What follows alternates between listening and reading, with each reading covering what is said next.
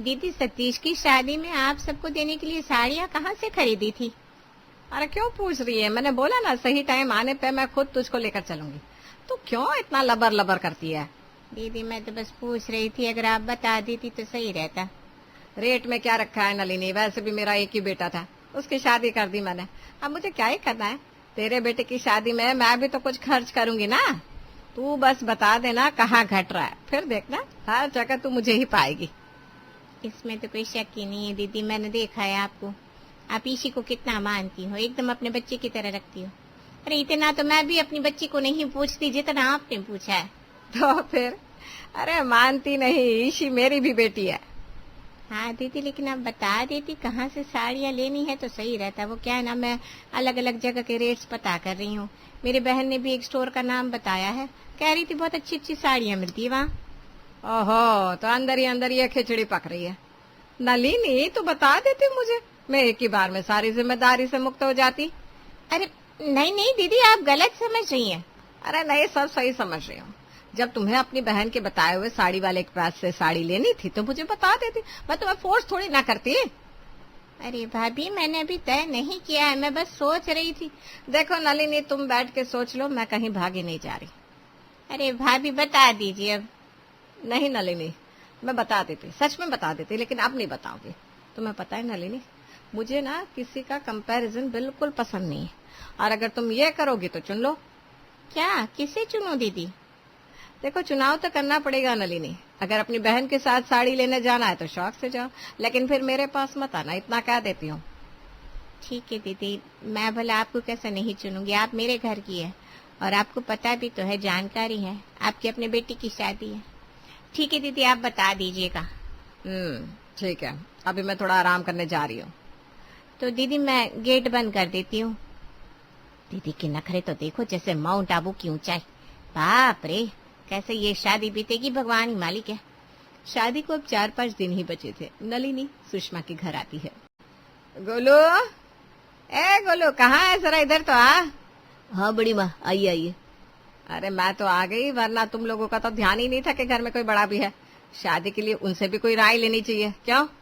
अरे नहीं नहीं बड़ी माँ, मम्मी तो रोज आपको याद करती है। और तू नहीं करता? ये बता, तेरे घर में पैर वैर छूने का रिवाज है कि नहीं?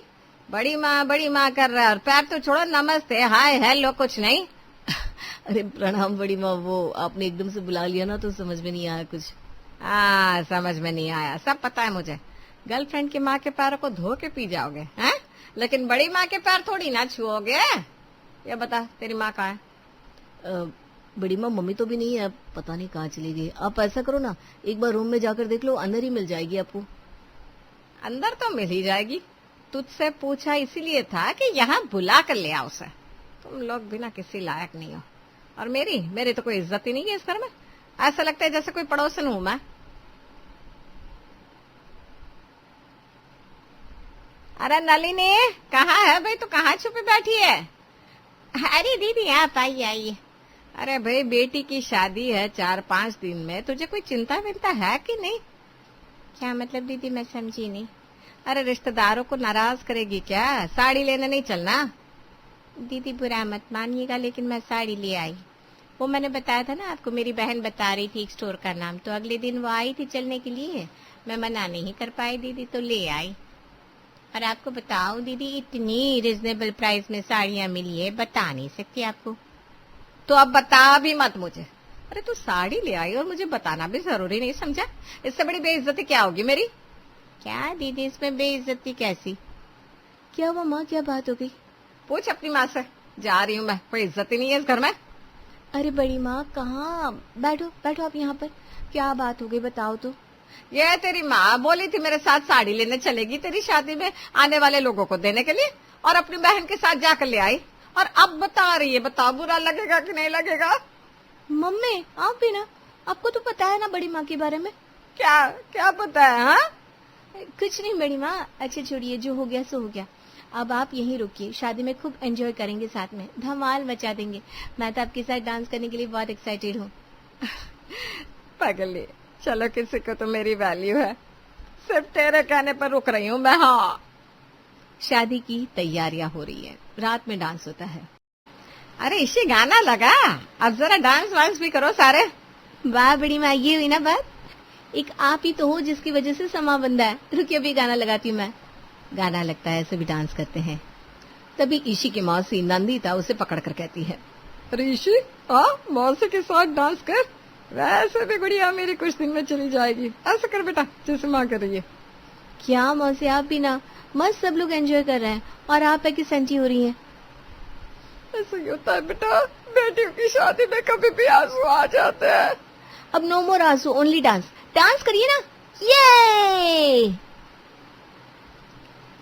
ईशी ने कहा था मेरे साथ डांस करेगी, तो ये तो इस आटे की बोरी के साथ डांस करने लगी।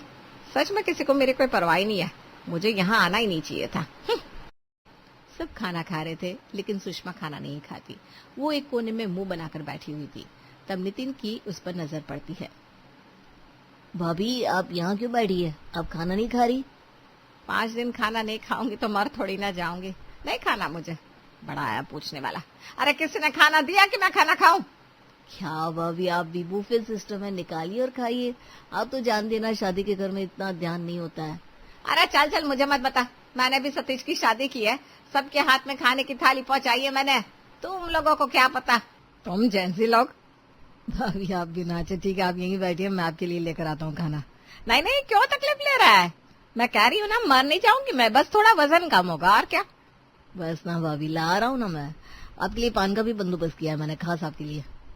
चलो कुछ तो कर रहे हो तुम मेरे लिए, वरना अब तो मुझे कोई उम्मीद ही नहीं थी। अरे नलिनी, ये देख, मैं ईशी के लिए इतना सुंदर हार लाई हूँ, जरा देख तो। दिखा दीदी। अरे वाह, सच में बहुत खूबसूरत है। बहुत महंगा है, और हो भी क्यों ना, मेरी भांजी की शादी है, लाखों में एक है, बढ़िया हार तो लाऊंगी मैं। तेरे घर में है ही कौन जो ये सब दे तेरी बेटी को? बात तो सही कह दी दीदी। अरे क्या सही कह दी है? कोई भी बाहर का तुम्हारे घर के बारे में ऐसे बोलेगा और तुम हार देकर अपने कान बंद कर लोगी? अरे आत्मसम्मान नाम की चीज है कि नहीं तुम्हारे अंदर? नहीं नहीं दीदी, नंदिता दीदी का मतलब ये नहीं था। अरे नलिनी, क्या हुआ, बोलने देना। अब इतना सुंदर हार लाई हूँ और तो कोई लाया नहीं, तो लोग थोड़े तो जलेंगे बुनेंगे ना। दीदी मरवाओगी क्या? दीदी का तो फिर भी ठीक है, लेकिन अपने घर के बारे में इसी के पापा ही कुछ नहीं सुनेंगे। अगर आप चुप नहीं हुई तो मैं चाह कर भी कुछ नहीं कर पाऊंगी, इसलिए प्लीज अब बस करो। क्या खुसर पुसर कर रही हो? जोर से बोलो, हम भी सुने क्या बुराई चल रही है। क्या दीदी, ये मेरा भी तो घर है ना, मैं क्यों अपने ही घर की बुराई करूंगी? और वो बहन है, इस घर की दुश्मन थोड़ी ना है। आप ज्यादा सोचा मत कीजिए। देखो जरा कैसे अपनी बहन के लिए मुझसे लड़ रही है। अरे ऐसा क्या बोल दिया मैंने कि इस तरह से आज तेरी जबान चलने लगी? बहन को बोला जाएगा तो अच्छे अच्छे गूंगे भी बोलने लगते हैं। वो तो अच्छी खासी बहन है मेरी, मेरे पे आज भी आई ना तो सबके छक्के छुड़ा देगी। क्या बात है साली साहिबा, भाभी से कोई दिक्कत हो गई है क्या? कोई भूल हो गई उनसे? बहुत खफा खफा नजर आ रही है। मैं क्यों खफाऊंगी? आपकी भाभी जान को ही मुझसे दिक्कत है। वो चाहती है कि नलिनी उनके साथ ही साड़ी खरीदे, उनसे ही सब कुछ पूछे। उनका डायरेक्ट कंपटीशन मुझसे ही तो होता है। अरे जाओ जाओ, कंपटीशन कंपटीशन जैसा मुंह भी तो होना चाहिए। देखा जीजा, अब तो मुंह पर बात आ गई, कहाँ तक कोई चुप रहेगा? कभी ना कभी तो बोलेंगे ही हम भी। अब बोल दो तो फिर लोग बुरा मान जाते हैं, यही है। अच्छा अब बस करिए, आप लोग बच्चों की तरह लड़ने लगती है। अरे बच्चों भी आप लोगों से बड़ों जैसा बर्ताव करते हैं। नलिनी सुनो जरा, मुझे बारात के लिए एक बढ़िया साड़ी चाहिए, कुछ ऐसा जो सबकी नजरें खींच ले। हाँ हाँ बिल्कुल, मेरे पास एक बहुत अच्छी साड़ी है, बस 2 मिनट रुकिए, मैं अभी लेकर आती हूँ। हाँ भाभी, अब तो बारात का दिन पास में आ गया है, तैयारी पूरी होनी चाहिए। इसीलिए तो कह रही हूँ, मैं कोई साधारण साड़ी पहन कर नहीं जाऊंगी। नलिनी अलमारी से साड़ी निकाल कर लाती है। लीजिए, ये देखिए, प्योर सिल्क की है, सुनहरे बॉर्डर के साथ। इस पर ना हाथ से किया हुआ काम है, बारात में बहुत जचेगी। कलर तो ठीक है, लेकिन मुझे लगता है कुछ ज्यादा हैवी होना चाहिए। अरे आप पहन कर देखिए तो यकीन मानिए, सबकी नजर आप पर ही रहेगी। इसमें इतनी बारीक कढ़ाई है, सब देखते रह जाएंगे दीदी। नहीं नलिनी, मेरा मन नहीं भर रहा, मुझे कुछ और ग्रैंड चाहिए, थोड़ा ज्यादा चमक दमक वाला।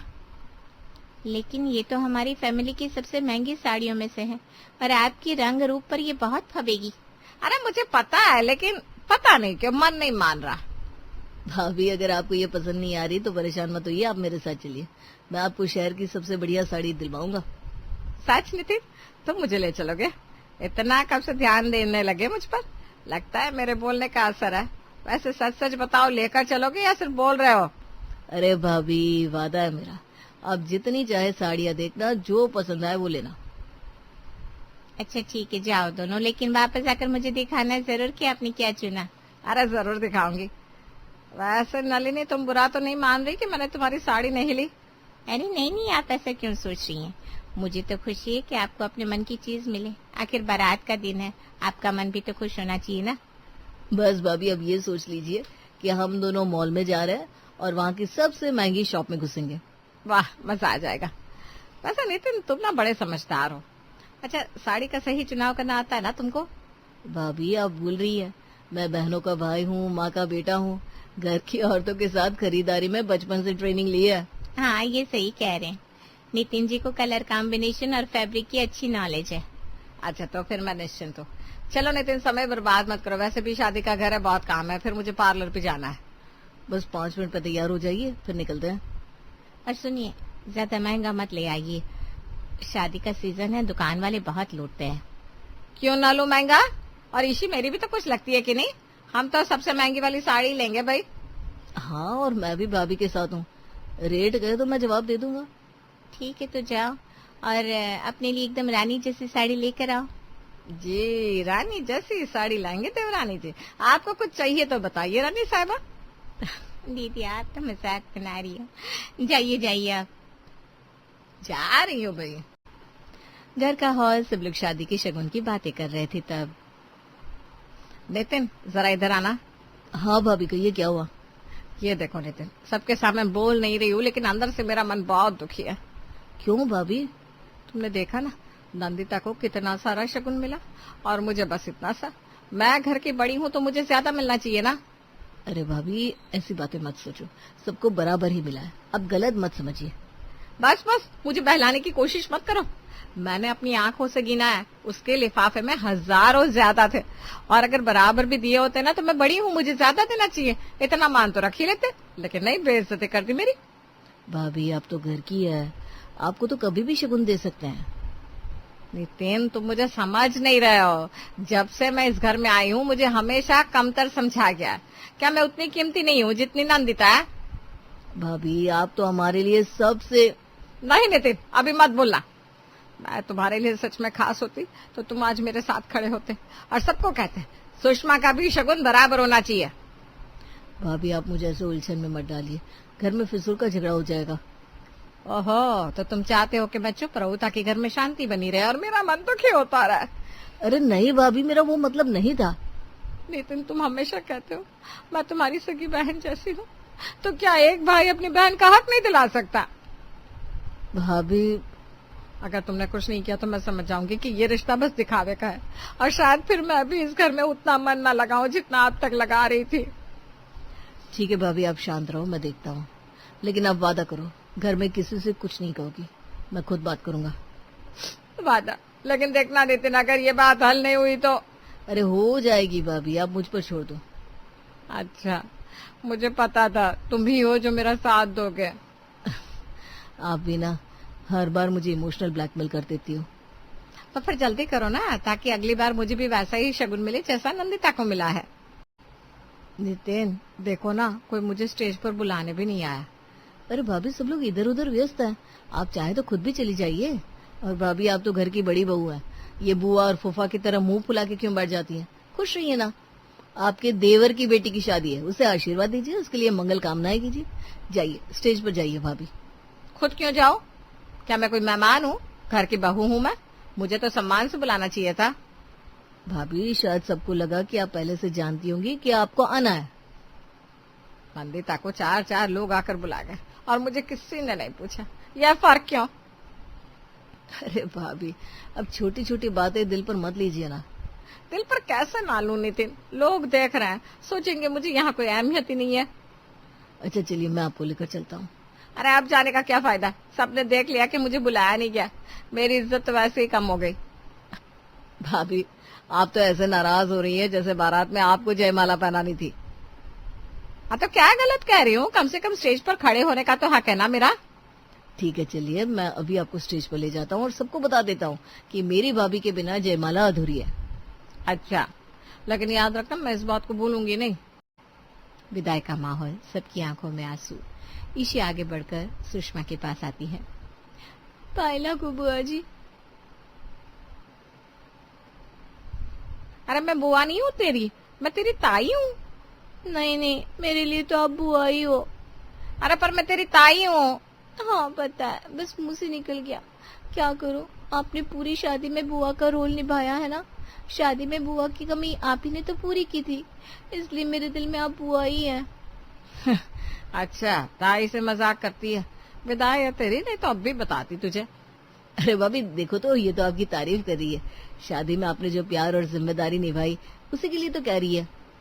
अरे तू क्या कवर करने आ गया, चल जा, मुझे बुरा नहीं लगा। ईशी भी मेरी बेटी है, वो मुझे कुछ भी कह सकती है। ये हुई ना मेरी भाभी की बात।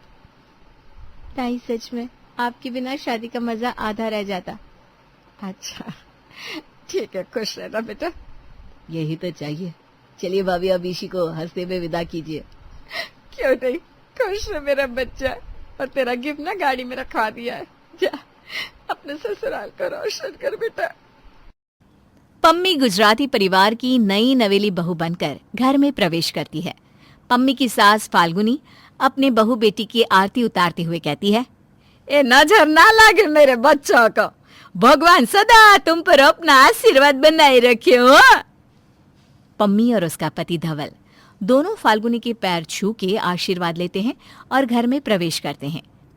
अगली सुबह फाल्गुनी यानी कि सासू माँ पम्मी से कहती है, ए पम्मी बहू, आज तेरी पहली रसोई है, तो आज तुझे सारा गुजराती खाना बनाना पड़ेगा। हो, बहुत सारे रिश्तेदार भी आ रहे, तो मैं नहीं चाहती कि कोई भी सगा वाला यहाँ से निराश होकर जावे।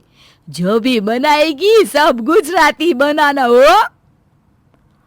अरे पर मम्मी जी, मैं तो पंजाबी हूँ, मैंने गुजराती खाना बनाना नहीं आता।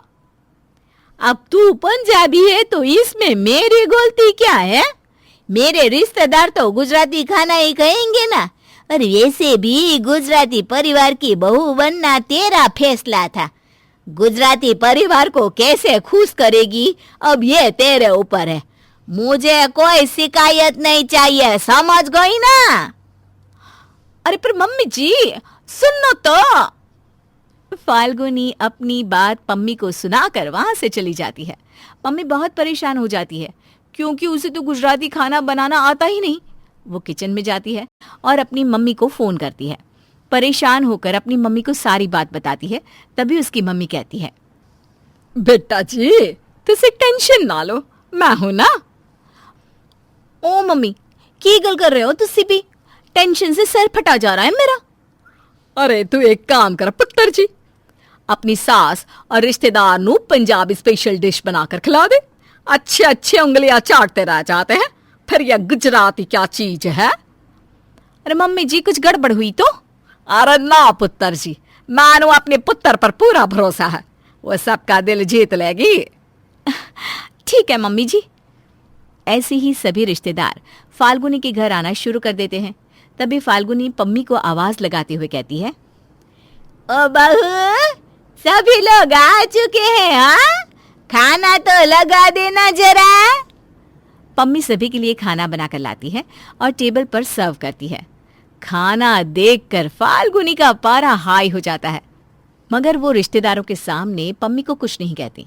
सभी रिश्तेदार बड़े ही चाव से पम्मी के हाथ का बना हुआ खाना खाकर खुश होते हैं और फाल्गुनी से उसकी बहू की तारीफ करते हुए कहते हैं, अरे फाल्गुनी, भले ही तू पंजाबी बहू लेकर आई है, मगर बहू है बहुत गुणी।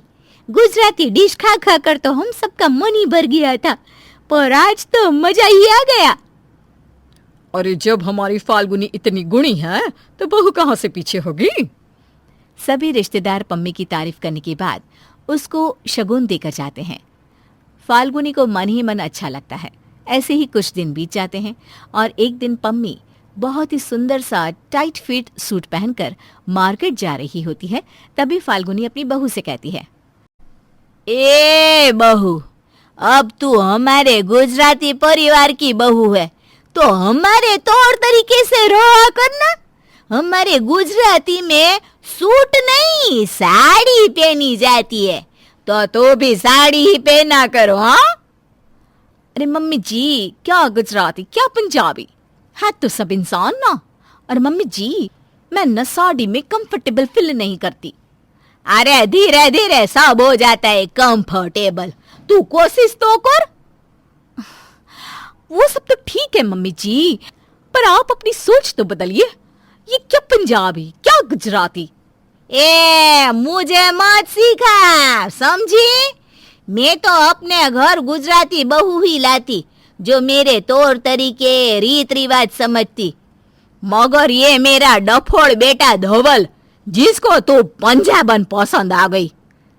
पम्मी को अपनी सास की बात बहुत बुरी लगती है, मगर वो उनसे कुछ नहीं कहती, पर मन ही मन ठान लेती है कि सास की सोच को बदल कर रहेगी। पम्मी गुजराती स्टाइल में साड़ी पहनना सीखती है, उसके बाद धीरे धीरे गुजराती खाना बनाना सीखती है और कुछ कुछ गुजराती भाषा भी सीखने की कोशिश करती है। ऐसे ही समय बीतता जाता है और एक दिन फाल्गुनी के घर एक औरत आती है जो फाल्गुनी से कहती है, अरे फाल्गुनी, अपनी सोसाइटी में गरबा कंपटीशन हो रहा है जिसमें सभी बहुओं ने हिस्सा लिया है, तो तू भी अपनी बहू को बोल कि वो भी हिस्सा ले ले। वैसे भी तेरी बहू तो है ही बड़ी कमाल की। अबे उसे क्या पता कि गरबा क्या होता है, वो ना हमारे गुजरातियों के रीति रिवाज के बारे में कुछ नहीं जानती। अरे तो तू सिखा दे उसे। अबे रहने दो ना। तभी वहां पम्मी आती है और वो उस औरत से कहती है, आंटी जी, कब हो रहा है ये गरबा कंपटीशन? 1 हफ्ते बाद। तो मैं भी हिस्सा लूंगी इसमें। अरे ओ पंजाबन, हार कर मेरी बेइज्जती करवानी है क्या? नहीं मम्मी जी, बल्कि जीत कर ये साबित कर दूंगी कि त्योहार पंजाबी का या गुजराती का सबका हो सकता है और एक साथ मिलकर हमें ना खुशियां बांटनी चाहिए। पम्मी भी गरबा कंपटीशन में हिस्सा लेती है और ऐसे ही 1 हफ्ते बाद पम्मी प्रॉपर गुजराती स्टाइल में गरबा खेलती है और कंपटीशन जीत भी जाती है। फाल्गुनी को मन ही मन अपनी गलती महसूस होती है कि वो बहू के साथ कितना भेदभाव करती थी। शाम को फाल्गुनी अपनी बहू पम्मी से कहती है, बहू, तूने वैसे मेरी आँख खोल दी। क्या गुजराती क्या पंजाबी, हम सब एक है। बस मम्मी जी, आपको ये समझ में आ गया, मेरे लिए यही बहुत है। वैसे बेटा, लोहड़ी आ रही है, क्यों ना इसे मिलकर एक साथ मनाए। तू अपने मायके वालों को भी बुला ले, लेकिन तुझे ना मुझे इस त्योहार का मतलब बताना होगा कि ये लोहड़ी मनाते क्यों है। मम्मी जी, ये इसलिए मनाते हैं क्योंकि पंजाब में नई फसल की पूजा करने की परंपरा है ये, और इस दिन लड़के आग के पास भांगड़ा करते हैं, वहीं लड़कियां गिद्दा करती हैं। अच्छा, और इसको मनाते कैसे हैं?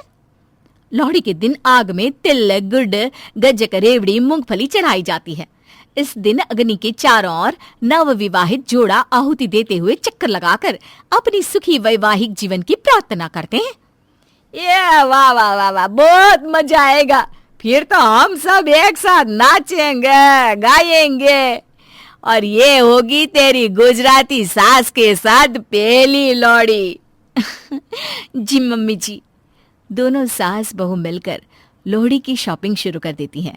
फाल्गुनी अपनी बहू से कहती है, ए बहू, मैं क्या सोच रही थी कि क्यों ना लोहड़ी का त्योहार एकदम यादगार बना दिया जाए।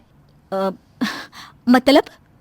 जैसे हम अपने पूरे मोहल्ले को सजा देंगे और पूरे मोहल्ले में सभी लोगों को इस त्योहार का महत्व बताएंगे और उनके साथ खुशियां मनाएंगे। हाँ मम्मी जी, आप बिल्कुल सही कह रही हैं। ऐसे ही कुछ दिन बीत जाते हैं। पम्मी और फाल्गुनी मिलकर पूरे मोहल्ले में लोहड़ी की तैयारियां करने लगती हैं। तभी गुजराती आदमी फाल्गुनी से कहता है, क्या बात है फाल्गुनी बहन, आप भी पंजाबी हो गए हो क्या? ले, हो गई हूँ, बोलो, तो कोई बुराई है इसमें? अरे कब अपनी सोच बदलोगे कि सभी इंसान एक ही होते हैं और उनके जो त्योहार है ना वो भी सबको एक साथ मनाने का हक है। अरे तेरा मेरा क्या होता है। बहुत सरस, बढ़िया है बहन। वैसे तुम्हारी वजह से हमारे मोहल्ले में सभी एक साथ मिलकर इस लोहड़ी सेलिब्रेशन में लगे हुए हैं। फिर भाई साहब, आप कब सबको ज्वाइन कर रहे हो? बिल्कुल, अभी इसी वक्त पूरा गुजराती मोहल्ला मिलकर लोहड़ी मनाएगा। ऐसे ही लोहड़ी का त्योहार आ जाता है और मोहल्ले की सभी औरतें पंजाबी सूट और आदमी पंजाबी कुर्ता पजामा पहनकर आते हैं। सब मिलकर खुशी से अग्नि के चारों ओर फेरे लगाते हैं और लोहड़ी की पूजा करते हुए त्योहार का मजा लेते हैं और भांगड़ा करते हैं। माँ, सूरज की शक्ल से नहीं लग रहा, वो बिल्कुल खुश नहीं है। अरे कोई बात नहीं, बच्चा है, माता पिता छोड़कर जा रहे हैं तो नाराज तो होगा ही, लेकिन तू ज्योति का ख्याल रख, मैं हूं ना, मैं सूरज को संभाल लूंगी। माँ जरा उसका ध्यान रखना, क्योंकि इमली का स्वभाव तो तुम्हें पता ही है। अरे जब तक सूरज की नानी जिंदा है तब तक उसे इस घर में किसी चीज की कमी नहीं होगी, तो बेफिक्र होकर जा बेटा। ठीक है माँ, मैं बीच बीच में आती रहूंगी सूरज से मिलने। हाँ हाँ ठीक है बेटा। किशन, ये ले सूरज के खर्चे के पैसे। तू चिंता मत करना, मैं और भी पैसे भेजती रहूंगी। अरे दीदी, कैसी बात कर रही हो? ये सूरज का अपना ही घर है, तुम चिंता मत करो। हाँ, लेकिन तू ये पैसे रख ले। अरे अब ले लीजिए ना, दीदी इतने प्यार से दे रही है तो लाइए दीदी, हम रख लेते हैं, आखिर हमारा भी तो खर्चा होगा ही ना। मैं हर महीने भेजती रहूंगी पैसे। चलो दीदी, मैं आपको बाहर तक छोड़ देता हूँ। सूरज बेटा, अपना सामान रख दो, यही अब दूसरा कमरा तो है नहीं है, बैठक रूम में ही सोना पड़ेगा तुमको। क्यों? सूरज बैठक रूम में क्यों रहेगा? सूरज आजा, चल तू मेरे कमरे में आजा। नहीं नहीं, कोई बात नहीं नानी, मैं यहीं सो जाऊंगा। अरे ऐसे कैसे? हम नानी और नाती दोनों गप्पे मारेंगे और मजे भी करेंगे, चल आजा बेटा। माँ जी, आपको तकलीफ हो जाएगी, देख लो। इमली बहू, तू अपनी बेटी को भी मेरे पास ही छोड़ जाती है, मुझे तब भी तो तकलीफ नहीं होती। और सूरज तो बड़ा ही समझदार बच्चा है, मैं उसके साथ बहुत सारी बातें करूंगी। सूरज की मामी इमली का स्वभाव थोड़ा सा मतलबी था, लेकिन राधा सूरज को कभी भी अकेला नहीं पड़ने देती थी। सूरज का मन अभी भी काफी उदास था और ये उसके चेहरे से पता चल रहा था। सूरज, तू रोज सिर्फ पढ़ने बैठ जाता है, थोड़ी देर बाहर खेलने भी जाया कर बेटा। नहीं नानी, मेरा मन नहीं करता। मम्मी पापा की याद आ रही है बेटा? नहीं। मैं सब समझती हूँ सूरज, तुझे यहाँ गांव में अपने मम्मी पापा से दूर अच्छा नहीं लगता होगा ना? ऐसी बात नहीं है नानी, लेकिन मुझे लगता है मम्मी ज्योति को ज्यादा प्यार करती है, इसीलिए तो मुझे यहाँ आपके पास छोड़कर गई है। सूरज, एक माँ के लिए उसके बच्चे उसकी आंखों की तरह होते हैं, वो उनमें कभी भी फर्क नहीं कर सकती। ज्योति को इस वक्त शीतल की ज्यादा जरूरत है, इसीलिए। और तू ऐसा क्यों कह रहा है? मैं तेरी माँ की भी माँ हूँ, मैं तुझे उससे डबल प्यार करती हूँ। नानी, आ जाओ खाने पे। चल, खाना लग गया है, आजा हम दोनों साथ में खाते हैं। आज क्या बनाया है खाने में इमली बहू? आज मेथी आलू बनाया माँ जी, उसके साथ चावल है। सूरज, तुझे मेथी पसंद है? तू कहे तो तेरे लिए कुछ और बना दो बेटा। नहीं नानी, कोई बात नहीं, मैं खा लूंगा। अब रोज रोज पकवान तो नहीं बन सकते माँ जी, कमाने वाले एक ही हैं इस घर में। मुझे मत सिखा बहू, जो कमा रहा है वो मेरा बेटा है, और जहाँ खेती कर रहा है ना, वो मेरे पति का खेत है। तुझे याद ना हो तो बता दूं। हाँ हाँ माँ जी, याद है, मैं तो बस यूं ही कह रही थी। सूरज, यहाँ शहर की तरह और कुछ तो नहीं मिलता, लेकिन तू कहे तो तेरे लिए और कुछ ले आता हूँ। नहीं नहीं, मैं घर में जो बना है वही खा लूंगा, आप चिंता मत कीजिए। सूरज अपनी उम्र से काफी समझदार था, वो अपने मामा और नानी को बिल्कुल भी परेशान नहीं करना चाहता था, इसलिए अगर उसे खाना पसंद नहीं भी आता तो भी वो कुछ नहीं कहता था। ये लो सूरज, तुम्हारे स्कूल का टिफिन। जी मामी, लाइए। चल सूरज, मैं भी चलती हूँ तेरे स्कूल तक, आते वक्त कांता से भी मिल लूंगी। माँ जी, आते वक्त सब्जी भी लेकर आइएगा जरा, कुछ भी नहीं है घर में पकाने को। तेरी बातें है ना पकाने को, वही पका ले आज। माँ जी, आप भी सूरज के साथ बच्ची बन जाती हैं। जीवन में चाहे जो भी हो जाए, लेकिन अपने अंदर के बच्चे को कभी नहीं मारना चाहिए। हाँ हाँ माँ जी, अब जाइए वरना सूरज को स्कूल के लिए देरी हो जाएगी। चल सूरज बेटा।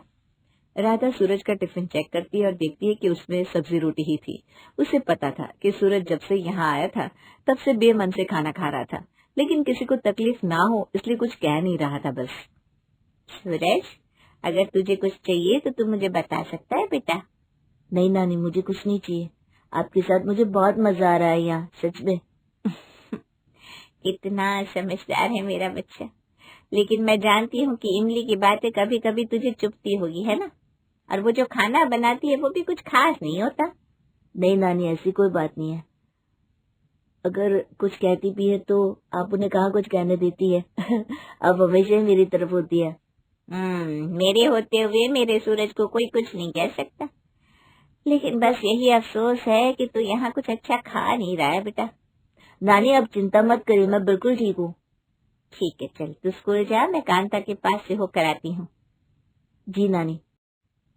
राधा सूरज को स्कूल में छोड़कर कांता के पास आकर बैठती है। उसके चेहरे पर संकोच साफ दिखाई दे रहा था और उसे देखते हुए कांता ने आखिर पूछ ही लिया। सूरज के लिए परेशान है? हाँ और नहीं तो क्या। इतना समझदार बच्चा है, कभी कुछ शिकायत ही नहीं करता। लेकिन मुझे पता है उसे यहाँ कितना अकेला सा लगता है। अकेला तो तू उसे कहाँ ही रखती है। हाँ लेकिन माता पिता की याद तो आती है। लेकिन जब से वो यहाँ आया है ना, तब से उसने कुछ भी मन से नहीं खाया। मैं चाहती हूँ कि मैं उसे कुछ अच्छा सा बनाकर खिलाऊं जो उसे पसंद आए। हाँ तो उसमें सोच क्या रही है? बनाकर खिला दे, हलवा बना दे, सेवैया बना दे। अरे नहीं नहीं, कुछ नया सा जो उसे नानी के घर की याद दिलाए। कांता माँ, ये रही आपकी ब्रेड, यहाँ रख रहा हूँ, लेती जाइएगा। हाँ हाँ यही रख दो, मैं ले लूंगी। ब्रेड ये तेरे पास कहाँ से आई? अरे ये इंदर है ना, अपने मुखिया का बेटा, उसने दूध के साथ मक्खन और ब्रेड भी देना चालू किया है, वही देकर गया बस। अच्छा, बस मिल गया। अच्छा तो तू उसे मक्खन और ब्रेड खिलाने वाली है। समझ गई। अरे नहीं, तू कुछ नहीं समझी, चलती हूँ मैं। उस दिन राधा ने ब्रेड का पैकेट लिया और अपने घर वापस आ गई। रात को सब लोग खाना खाकर अपने कमरे में जा चुके थे, तब राधा सूरज के पास आती है। सूरज, क्या देख रहा है बेटा? कुछ नहीं नानी, बस तारे देख रहा हूँ। अच्छा, अपनी आंखें बंद कर जरा। क्या हुआ नानी, आप क्या लाई है? अरे तू बंद तो कर अपनी आंखें, फिर मैं तुझे बताती हूँ।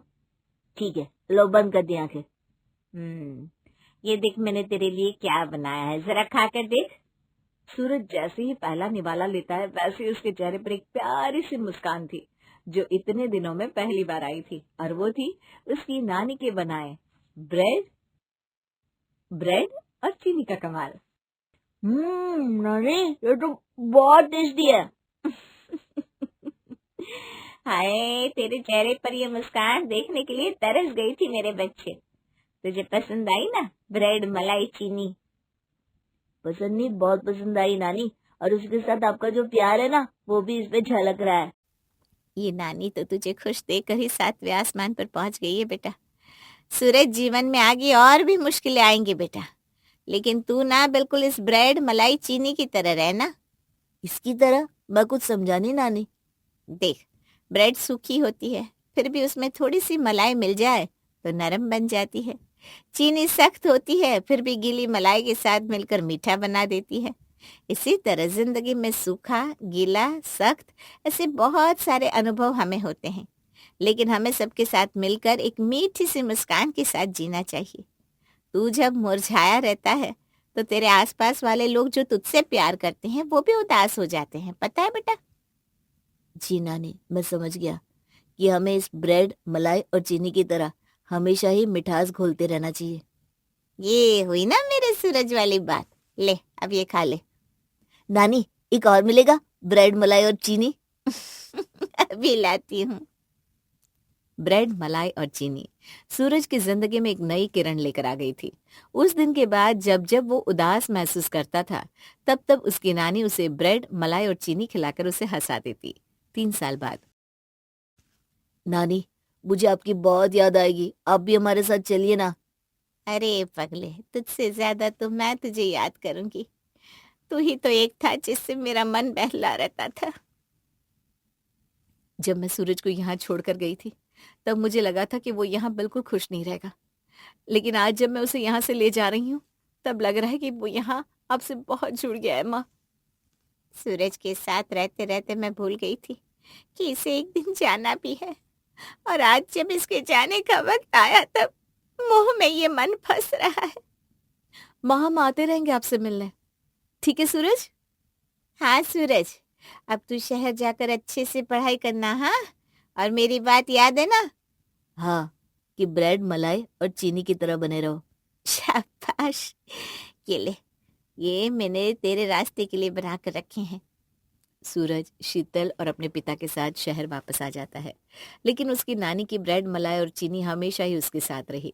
उसका मन जब भी उदास होता तब वो यही खाकर अपना मन ठीक कर लेता।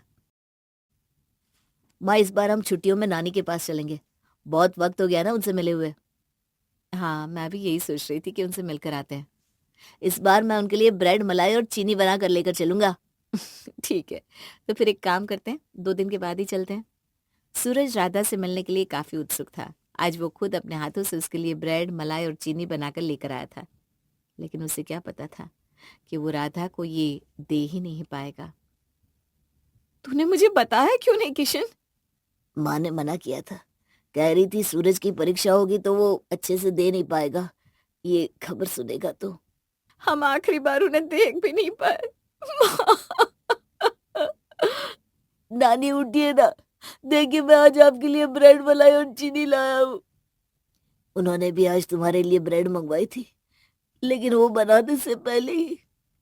राधा के जाने के बाद सूरज कुछ दिनों तक काफी उदास रहने लगा था। उसने तो अब ब्रेड मलाई चीनी खाना ही छोड़ दिया, और तो और उसके साथ ही अपनी नानी की सीख भी वो भूल गया। तुम्हारे पापा ने अपनी नानी के जाने के बाद ब्रेड मलाई चीनी खाना छोड़ दिया। कितने साल हो गए उसने उस चीज को कभी हाथ भी नहीं लगाया। दादी, आप हमें सिखाएंगी कैसे बनाते हैं ये ब्रेड मलाई और चीनी? हाँ, क्यों नहीं, चलो मैं बना कर देती हूँ आज, आओ। पापा, पापा। हाँ बेटा, क्या है? आप देख नहीं रहे हो पापा काम कर रहे हैं? पापा देखो, हम आपके लिए क्या लाए हैं। क्या है? ब्रेड मलाई और चीनी। ब्रेड मलाई और चीनी? खाइए ना पापा। आज वही ब्रेड मलाई और चीनी को खाकर सूरज की आंखों के सामने राधा का चेहरा और उसकी सीख घूमने लगी थी, जो कहती थी कि ब्रेड मलाई और चीनी की तरह हमेशा ही मीठी मुस्कान तो अपने चेहरे पर रहने देना चाहिए और अपने अंदर के बच्चे को कभी नहीं मारना चाहिए। सूरज आज फिर से अपने आप से मिला और एक बार फिर उसके चेहरे पर वही मुस्कान थी जैसे किसी बच्चे के चेहरे पर होती है। अरे शर्मा जी, कोई बात नहीं, फाइल आप आराम से पूरी करिए, हम क्लाइंट को समझा देंगे। और मैंने आपको डांटा उसके लिए सॉरी। आप एक काम करिए ना, ब्रेड मलाई और चीनी खा लीजिए, मूड अच्छा हो जाएगा। चलिए रखता हूं मैं। आज खाने में क्या बनाना है? ब्रेड मलाई और चीनी। ब्रेड मलाई और चीनी। ब्रेड मलाई और चीनी। थैंक यू माँ, आज फिर आपकी वजह से आपका सूरज इतना खुश है। सब सही कहते हैं, नानी नानी नहीं जादूगर होती है।